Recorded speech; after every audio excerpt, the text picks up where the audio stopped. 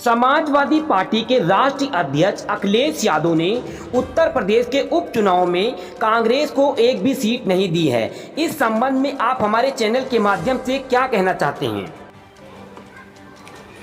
देखिए, ये अखिलेश यादव जी के बारे में जो आप बता रहे हैं कि उन्होंने कांग्रेस को एक भी सीट नहीं दी, ये कहना बिल्कुल ही अनुचित है और गलत है, क्योंकि कांग्रेस ने खुद उनको 9 सीटों पर चुनाव लड़ने के लिए कहा है। वो 2 सीट पहले दे रहे थे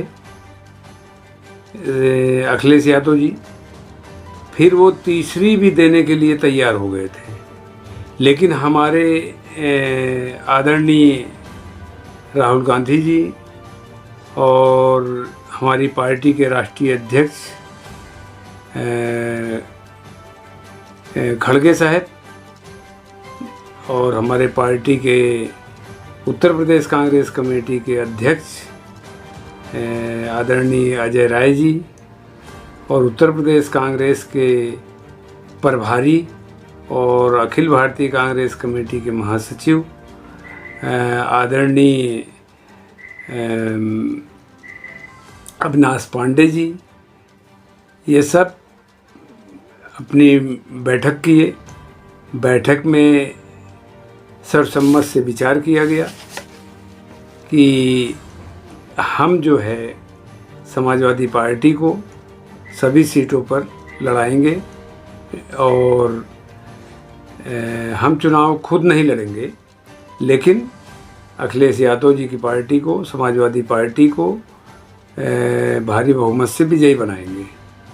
तो ये कहना गलत है लोगों का कि अखिलेश यादव जी ने एक भी सीट नहीं दी कांग्रेस को।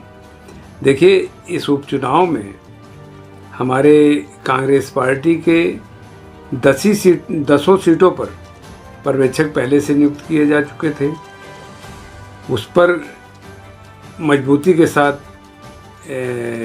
कार्य किया जा रहा था और 10 सीटों पर हमारी कांग्रेस मजबूत है, इंडिया गठबंधन मजबूत है। इसीलिए चूँकि अब 2-3 सीटों की बात नहीं है यहाँ, या 4-5 सीटों की बात नहीं है, हमारा नेतृत्व जो है, हमारे वरिष्ठ नेता ने जो है निर्णय लिया है कि 9 की 9 सीटों पर ये माननीय अखिलेश यादव जी के जो प्रत्याशी हैं उनको जिताया जाएगा और 9 के 9 सीटों पर विजयी होकर इंडिया गठबंधन के जो विधायक हैं वो जीत के आएंगे और जो 10वीं सीट है उस पर भी जो है समाजवादी पार्टी के ही प्रत्याशी चुनाव लड़ेंगे। और ये फाइनल कर दिया है आदरणीय राहुल जी ने और हमारे केंद्रीय नेतृत्व ने। तो इसलिए जो है जो आप कह रहे हैं कि अखिलेश जी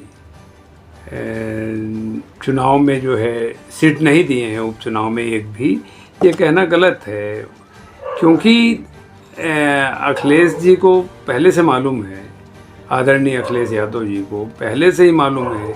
एक बार वो पीछे जो है बहुजन समाज पार्टी से तालमेल कर चुके हैं, गठबंधन कर चुके हैं, उनको अच्छी तरह मालूम है। उस समय उनकी केवल 5 सीटें आई थी और बहुजन समाज पार्टी की 10 सीटें आई थी। उनके 10 सांसद बन गए थे बहुजन समाज पार्टी के, जो कि 0 पे थी। एक भी सीट जो है उनके पास नहीं थी बहुजन समाज पार्टी के पास। आदरणीय अखिलेश जी से गठबंधन करने के बाद वो 10 सीटों पर आई। एक्चुअली क्या है कि बहन मायावती जी की पार्टी जो है बहुजन समाज पार्टी, उसमें एक कैडर है, तो उस कैडर को बहन जी निर्देश दे देती हैं, जिससे कि जो है जो गठबंधन करता है वो उससे तो वोट ले लिया जाता है, लेकिन जो कैडर को बहन जी निर्देश देती हैं उस हिसाब से जिससे गठबंधन है उसको वोट नहीं मिलता है। इसका सबूत यही है कि 10 सीटें उनकर जीत की आई, बहुजन समाज पार्टी की जीत की आई, जबकि एक भी सीट उनके पास नहीं थी। और समाजवादी पार्टी की केवल 5 सीटें आई। तो इसलिए आदरणीय हमारे समाजवादी पार्टी के राष्ट्रीय अध्यक्ष अखिलेश यादव जी को भी मालूम है, और उनको ये भी मालूम है कि इंडिया गठबंधन के अंदर जो अभी चुनाव हुए थे गत दिनों, समाजवादी पार्टी की 37 सीटें आई, कांग्रेस की 7 सीटें आई, तो 6 सीटें आई, सॉरी, कांग्रेस की 6 सीटें आई। अब कुछ लोगों का कहना है कांग्रेस 6 ही सीटें लाई। ऐसा नहीं है। कांग्रेस जो है 37 और 6 दोनों मिलाकर 43 सीटें लाई है। इंडिया गठबंधन की 43 सीटें आई हैं, और कांग्रेस कहीं से भी कमज़ोर नहीं है। ये हमारे विपक्षी लोगों को गलतफहमी है।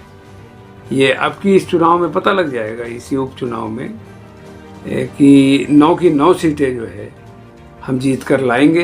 इंडिया गठबंधन की जीतेगी, समाजवादी पार्टी के विधायक आएंगे 9 की 9 सीटों पर। जो 10वीं सीट का चुनाव होगा बाद में, उस पर भी इंडिया गठबंधन ही जीतेगी। वहाँ पर भी समाजवादी पार्टी का ही प्रत्याशी होगा, लेकिन जीत के आएगा। और जो हमारे चुनाव हो रहे हैं इस समय झारखंड में या महाराष्ट्र में, हर जगह इंडिया गठबंधन मजबूती के साथ जीत कर आएगा, और इसमें कोई दो राय नहीं।